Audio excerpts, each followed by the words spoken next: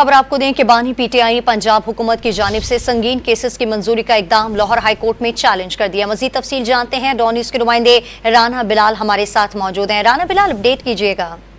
जी, बानी पीटीआई ने पंजाब हुकूमत की जानिब से संगीन केसेस की मंजूरी का इकदाम लाहौर हाई कोर्ट में अपने वकील लतीफ खोसा की वसातत से जो है वो चैलेंज कर दिया है। इस दरखास्त में पंजाब हुकूमत, IG पंजाब, वजारत दाखिला समेत दीगर को फरीक बनाते हुए बानी पीटीआई ने मौक़िफ़ इख्तियार किया है कि वो साबिक वज़ीर-ए-आज़म और बाइज़्ज़त शहरी हैं।